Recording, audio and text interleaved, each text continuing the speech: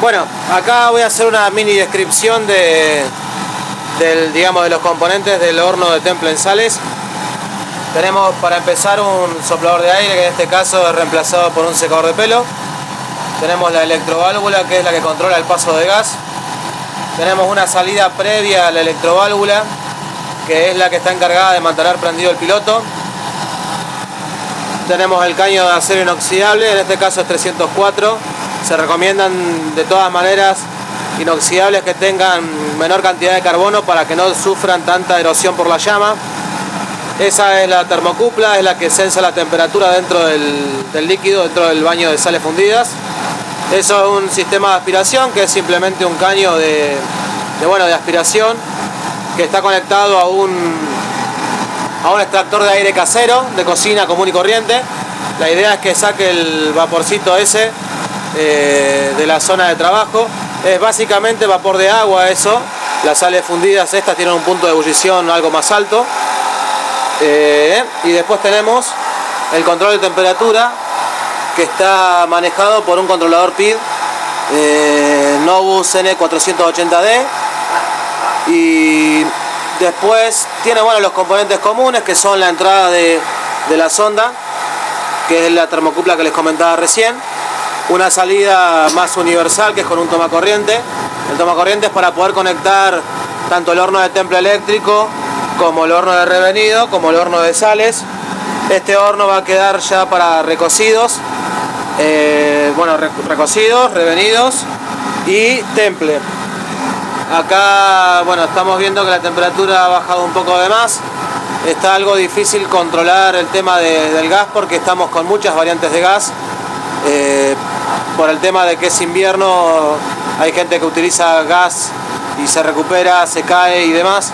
Entonces la presión del mismo y la calidad del mismo no es siempre la misma. Se puede trabajar con un equipo de gas envasado, pero vamos a tener el problema de que es difícil conseguirlo acá en Neuquén. Pero en las pruebas previas a este paso había logrado una variación menor a 10 grados. Acá de todas maneras estamos viendo que está funcionando. Básicamente el funcionamiento es muy sencillo. Tenemos el sensor de temperatura, que le va a decir a la termocupla qué temperatura hay dentro del caño. La termocupla, de acuerdo, el pirómetro, de acuerdo a la temperatura que entre por la termocupla, va a tratar de igualarla a la temperatura que le seteamos.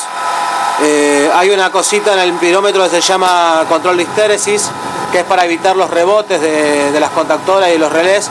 Es para evitar que estas se quemen por pulsos acelerados. Son contactos mecánicos que están manejados por bobinas eléctricas. Entonces, si tienen cambios muy bruscos, entran en una... si no tienen este margen de 1 grado al menos, entran en una oscilación que es muy rápida y termina gastando los componentes. Eso es ideal ponerlo en poca cantidad de grados, porque nos va a permitir que el control sea más preciso. Si nosotros dejamos que baje mucho, como estaba puesto antes, por ejemplo en 4 grados, recién a 1046 grados volvía a prender la llama, y hasta que recuperaba el calor por el espesor del caño y demás, se iba mucho la temperatura, caía mucho. Ahora vemos que la temperatura empieza a subir enseguida y llegamos a 1051 grados, que no es un exceso de temperatura apreciable. Y apenas llega a 49, vuelve a prende la llama. Esto va a caer unos grados más y después va a empezar a recuperar temperatura y va a llegar de vuelta a los 1050, donde va a cortar nuevamente. Ahí vemos que llegó a 1047, 48, volvió a 47. Tenemos una variación de 4 grados, me parece bastante aceptable. Hay otros medios como para hacer que esta temperatura sea más precisa, como el control de la llama y el tipo de aislación que usamos en las paredes del horno, la cantidad de quemadores que le ponemos. Podemos, por ejemplo, poner dos quemadores que no estén controlados por este mismo controlador, sino que uno esté directo con una llama mínima y el otro esté controlado por como para ir recuperando. Pero son cosas que se pueden ir agregando o no, dependiendo de las necesidades. Acá tenemos el baño de sales fundidas. Las sales, yo ahora no sé bien a qué temperatura empiezan a ebullir. pero ese vapor, según tengo entendido, es vapor de agua. De todas maneras, se va escapando todo por el caño ese que tenemos ahí. Bueno, después la fragua es una fragua vertical común y corriente, con una entrada del quemador, que simplemente es lo que les había comentado al principio.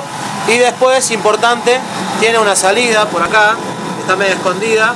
Está escondida para que, a ver si se alcanza, ahí creo que se ve algo. Está escondida justamente para que no caliente componentes como por ejemplo los cables estos, o que no caliente, digamos, yo tengo las térmicas acá abajo por una cuestión de que el taller está a cielo abierto, no están protegidas por un mini techo ahí, protege, digamos, de la llama que sale del horno residual.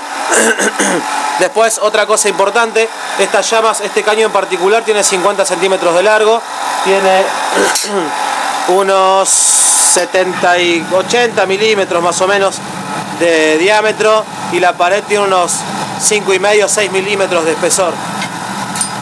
Bueno, este caño está lleno de sales, tiene alrededor de unos 10 centímetros de margen.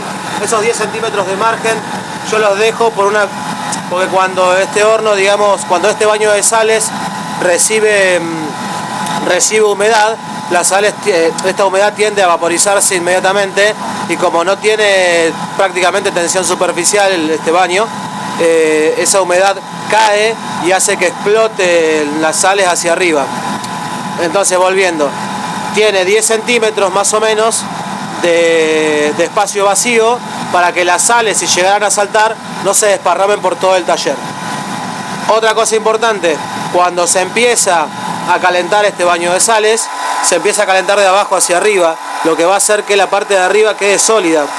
Esa parte que va a estar sólida va a recibir presión de la dilatación de las sales. No es una presión, por lo menos en este caso por las dimensiones del caño, que genera una explosión de tipo cañón, pero puede llegar a generar algún tipo de salpicadura y demás, que si nosotros estamos dentro del taller puede ser peligroso. Yo lo que hice fue un tapón. Ese tapón tiene una hendidura que es donde encaja la termocupla que queda permanente ahí, y ese tapón evita que si saltan sales, las sales se dispersen por el taller. Creo que esto es todo. Hay una aclaración acá, que esto es temporal. Esta manguera es más que nada para hacer pruebas. Yo, una vez que mude el taller al lugar definitivo, va a quedar con conexiones de gas. Eso va a quedar arriba de una plataforma. El tema es, en este momento, pruebas, buscar el mejor ángulo, de la llama, y poder acomodar cosas de acuerdo a la necesidad, sin tener que estar desoldando, desatornillando. Y bueno, una vez que tenga el taller definitivo, ya eso va a quedar con conexiones de gas y va a ser mucho más prolijo. También yo recomiendo que se le coloque una llave de gas en este punto, cosa de poder controlar de cerca lo que es el paso de gas. Ahora la llave de gas de la red que tengo yo, que es de media pulgada, está aproximadamente abierta hasta la mitad. Con esa cantidad llegamos tranquilamente a los 1050 grados, que es la temperatura de temple del acero N695.